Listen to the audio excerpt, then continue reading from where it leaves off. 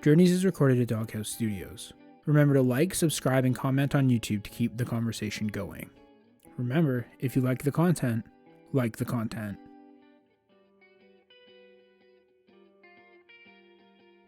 Today is Tuesday, March 29th. I'm Chad Jones, and welcome back to Journeys. So like I said in my email yesterday, tough weekend. Really tough weekend. Where do I even start? Well, I mean, the weekend is your time off. That's your time when you're not at work. You're not busting some kind of, I wanted to say nut, but busting some kind of, bones, or, I don't really know if you bust bones, but breaking your back, I guess is, I don't know. But, the weekend's supposed to be for you, and instead, it's more stressful, especially, when you're me, and you're my family, and we're home, and everything is just all over the place with the boys, and the dogs, and me, and my wife. Like, I don't know, we weren't in a good place this weekend. Collectively, we weren't in a good place this weekend, but I think because she wasn't in a good place and I wasn't in a good place and we weren't in a place to kind of say to each other, like, I'm not in a good place, just assume I'm in a bad place. It just made things harder. But yeah, these intrusive thoughts just won't fuck off. It's brutal. It just constantly feels like, you have nothing good to talk about. You have nothing good to say. You have nothing, no thoughts you've ever thought have ever been a good thought. But I know all of that's not true because, well, first of all, I have an audience that likes my stuff. I know I can see it. I'm really glad you guys listen. You guys talk about it. It's really cool. But then there's still that voice in my head that's like, this is nonsense. This is useless. Who wants to hear you complain about you? Right?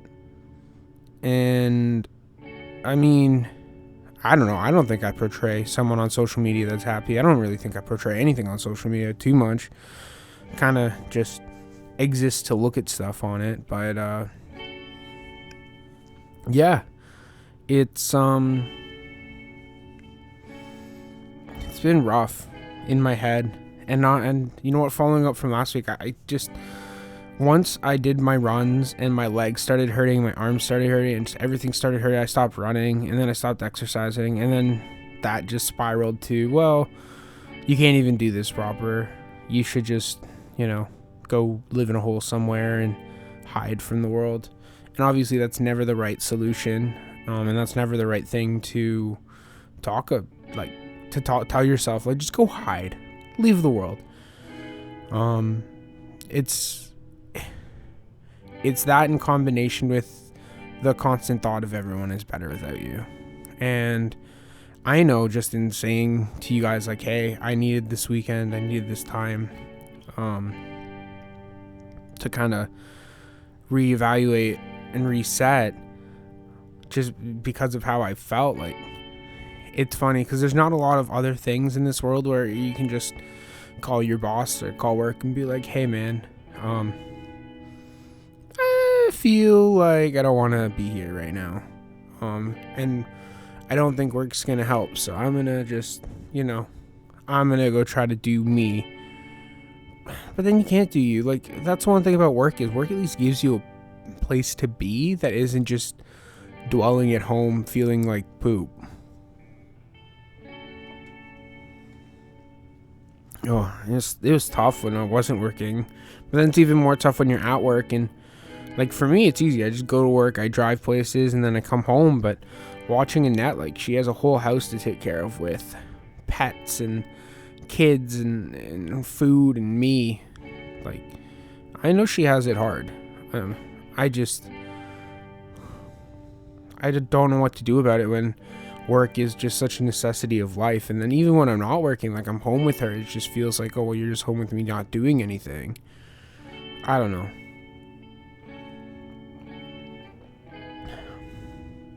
I say that a lot because I don't know a lot of things. And I think it's easier to admit just I don't know than, yeah, I can fake my way through things, and then hopefully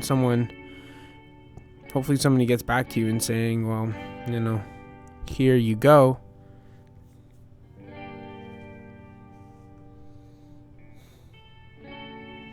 This is kind of a lot of pauses in this episode. And maybe it's just to reestablish that this is more of a stream of consciousness, train of thought, dream theater reference episode. But it's just something I guess I kind of need to get off my chest. Which is just like, if you ever do feel like me, reach out. Because that's what this is now. This is just an extended version of, hey, I was depressed over the weekend and I was real down. And even when I had people here, like, I just felt like, why would you want to hear about me in this way? I know you love me, I know you care about me, but why would you want to hear about me in this way? Then I just decided to record a 20-minute episode of Journeys saying, like, why would you want to hear about me? But here's how I feel. And even then, like, I still feel like I'm missing the mark. I still feel like the target is perpetually moving to how I feel. How does it feel to have, like, intrusive thoughts permeate relentlessly? How do I phrase that? Imagine you have the worst roommate ever, and every time they're home, you're stressed out about it because all they're going to do is criticize you and tell you how shitty you are, and you can't hit them and you can't tell them to stop, because the more you tell them to stop, the more they're like, oh, you don't like this? Well, guess what? Kill yourself. And then it's just, what? Yeah, the world would be better without you. Would it? And then you start to question things because your own ideology, I guess, your own feelings, something from deep inside is like questioning whether or not you would be better off and if everyone around you would be better off without you. And it's this like webbing effect of, like, you don't really know what the repercussions of you not being here are, but sometimes you're like, hey, for me, for my own selfish purposes, me not being here feels a whole heck of a lot better than me having to suffer through this.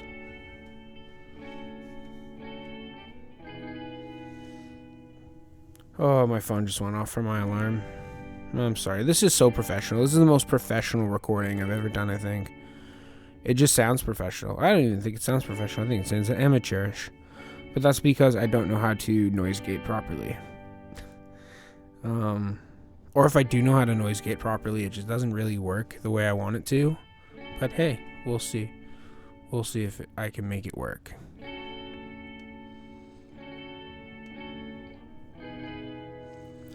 Oh, yeah, I'm still kind of waking up. I find I'm sleeping okay, and we're doing some training with the boys, different bedtime routine training. So Logan, because he's 6 months and Liam's 2.5, there's like this like constant, okay, he's at this level, we got to make sure he's hitting these things, but then Logan's developing and he's got to hit these things. And it might not be the biggest achievement, but Logan slept in his crib, in his room, for the second night in a row. And he was upset, and I think getting him to that point was upsetting. But once we were done, once we got him to soothe himself and he sleeps on his own, he's such a good kid and he's such a good baby. Liam, on the other hand, is like, oh, what's that? I had a bad dream? Mommy and Daddy's bad. What's that? I farted and woke myself up? Mommy and Daddy's bad. Oh, but you know what? It's better than him being up with me now. Because if he was up with me now, oh, he'd be screaming. Having a blast. Just making all the noise. Oh, I love those kids. And I think that that's kind of the reason that I'm still here. It's not just because like I love them, because I just can't imagine a life where they won't grow up, where they grow up without me. Because I don't want them to have a life like that. I don't want them to have a life without a dad, or without me specifically. Because like when I'm not feeling completely down and low, I think I'm okay. I think I'm fun to talk to. I think I'm somewhat interesting and have thoughts that matter. And I have love to share with, my kids. And I think that's it. It's just what you have to offer. You got to remind yourself every once in a while, like, this is what I actually offer to the world. This is actually what I offer to my family, my friends, my peers, my coworkers. Wherever you are in life, you just got to remember some small sort of gratitude for what you bring to the table. Because if you can't find that small sort of gratitude, oh man, it is so hard. It is so hard to keep living if you can't even be grateful for yourself and be grateful that you're here. Because sometimes you just gotta think to yourself, like, what am I grateful for? I mean, this weekend I tried to do a Bob Ross painting, and it turned out okay. I could take a photo and I'll post it online and be like, hey, I made a paint. I did a art. And from there we can, it was fun. It was nice. I think I definitely have a lot to work on. But it looked vaguely like what he did. Like, it was like, oh, look, these are similar.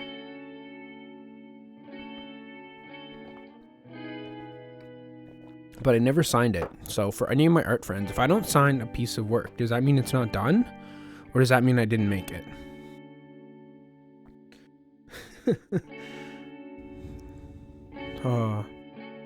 It's funny because there's all these sorts of mediums of just like a blank nothingness. And that's kind of how I feel a lot of the time, is just this blank nothingness. And then I'll take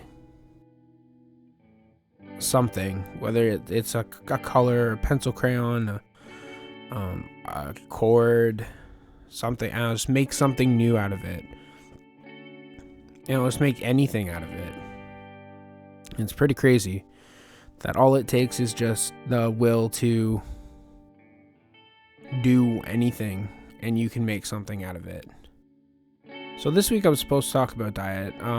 My diet is garbage. And when I say garbage, I mean like my snacking at night is horrid. Like, it's like, I gotta be like, you can't eat when you get home from work, or else you're just gonna not stop eating. Because at work, like, I have normal amount of calorie consumption, and for breakfast I have a normal calorie consumption, and then at night I have like a day's worth of calorie consumption, and that mixed with not exercising is just making me feel great. Like I don't know, I can see that it's myself that I'm bringing these on. Like, I'm not exercising, I'm not eating properly. Of course I'm going to feel like garbage. But I don't know, sometimes it's just easier to grab something in a wrapper and munch on it than it is to sit there and be bored. Because that's sometimes what it is just I eat because I'm bored. I eat because I'm sad. I'm lonely. Even though there's people around and my family around, like, I intrinsically feel like with myself I'm lonely.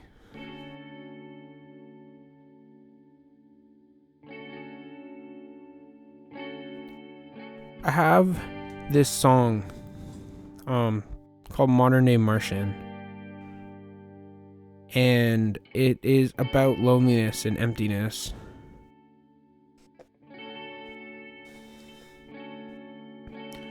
And the chorus kind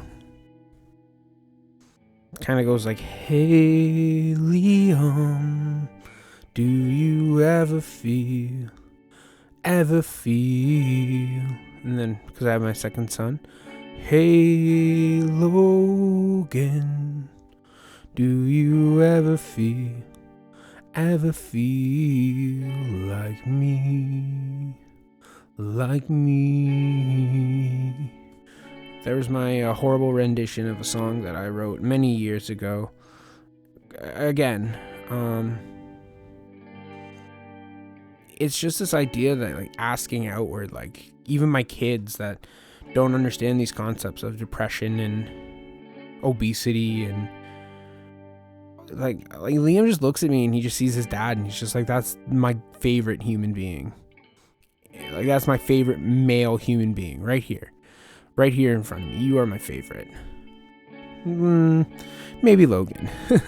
Maybe Logan's his favorite. I don't know. It's hard to tell. But then he looks at his mom and that's just like, that's my favorite human. Like, she gave me milk. She loves me so much. And I love my kids so much. But the idea of the question was that I was just talking to them in the future, saying, like, do you guys ever feel like me? And if you do, like, it's okay. It's all right. Because everybody, I think, feels these ways at some point. Whether it's all the time. Like, if it's all the time, you got to go seek mental help. But if it's, like, once in a while, I think you can just reach out to people. I think if you're just having down days every couple weeks, and if you're having down days every couple weeks, good on you. Like I keep saying, I think I have down days every few hours.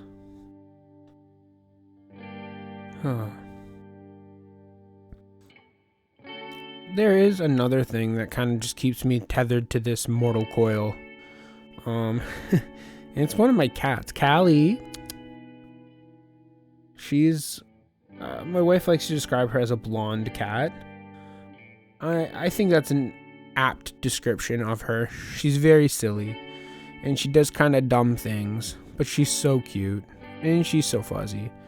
And when she wants cuddles, she is the most cuddly cat ever. I mean, ever. It's great. It is absolutely wonderful. I think I'm actually going to wrap today's episode up a little early. Like I said, I just kind of wanted to update you guys on, hey, don't worry, I'm not going to not be here. But golly, I feel horrible. Or I felt horrible. And it's nice to just kind of talk about it, especially with you guys. I'm going to leave this question of the day. And it's going to be kind of open-ended, which is, do you talk to your significant other about mental health? Do you talk to your best friend about mental health? And do you talk to your family about mental health? Because not everybody has a significant other. Not everybody has a best friend. And not everybody has family that they can really go to. I think that it's significant in answering one of those questions. Do you talk to anybody about mental health, essentially? There you go. That's a simplified version. Do you talk to anybody about your mental health? But for Tuesday, March 29th, I'm Chad Jones, and this has been Journeys. Thank you so much for joining me today, and I will see you on another time.